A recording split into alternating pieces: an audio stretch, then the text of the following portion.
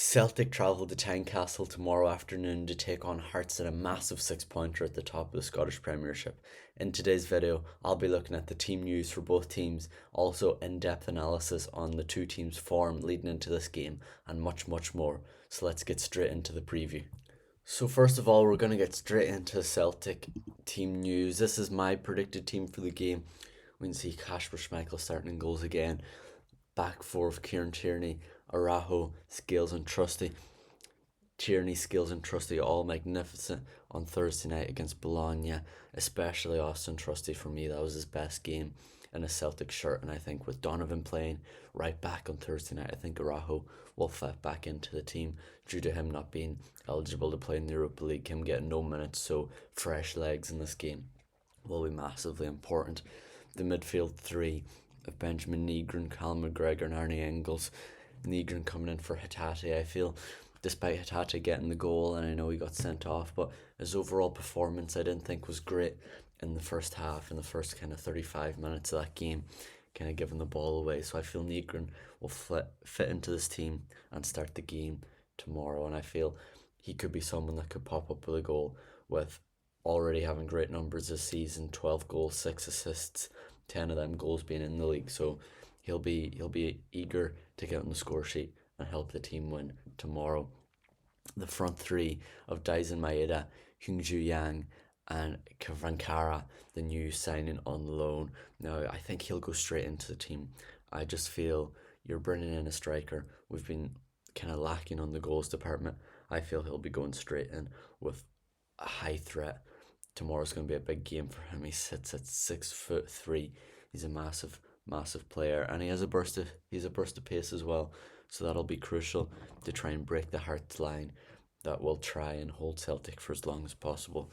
Now he's played 13 games this season out on loan in Turkey, scoring 2 times, but I feel he'll come to light for Celtic in these last 6 months of the season, and tomorrow would be a great opportunity to get him going, get him started, see how he gets on.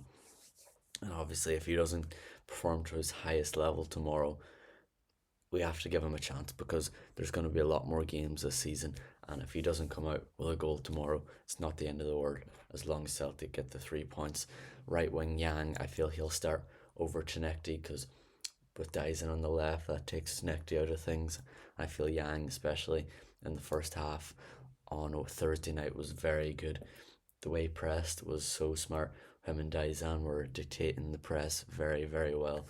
They had great control in Bologna, and really, until that red card, Bologna couldn't break down Celtic whatsoever. So I feel that's what the Celtic team will line out as. So from one team to the other, I'll be looking at the home team now. My prediction for Hearts team for tomorrow's clash, and we can see there's lots of changes to the normal Hearts team that we'd be used to. No Lawrence Shanklin, he's been ruled out with a hamstring injury till mid-March. This season he scored 14 times with 3 assists, so he'll be a massive miss for them.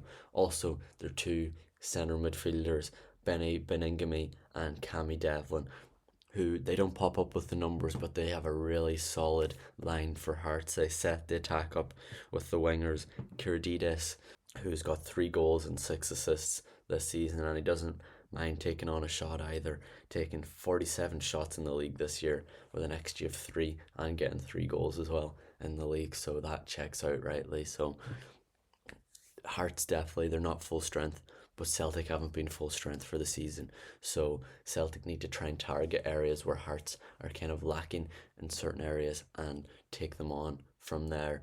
An area where they are strengthened though is Harry Millen, the 29-year-old left back. He's played 20 times, getting 1 goal and 4 assists. Now he's had a great come up in his career, playing with Cove Rangers for 7 years, Partick Thistle for 3, and then getting his move to Hearts last season in January, where he made 3 appearances after the January transfer window. But this season he's really taken his claim in the team and made that left back position his own. So Celtic's main aim will be trying to break through that Hearts defence, only conceding 17 goals in the league this year, so that is an area where they will need to try and get in. Will it be through Finlay or Halkett, the 2 experienced centre backs, or will it be Shine Vender, who Celtic will be targeting with Daisen Maeda, cvancara and Yang as their front 3? Definitely some key battles to look out for in the game. This is an absolutely massive game for both teams in their season. For Celtic, I'd say it's season defining. If they lose, they'll be 9 points behind, as we can see here in the table. Hearts sitting on 50 points, Celtic sitting on 44 points, and Rangers level on 44 as well. So Celtic losing this game, as I said, 9 points behind would be catastrophic at this stage of the season.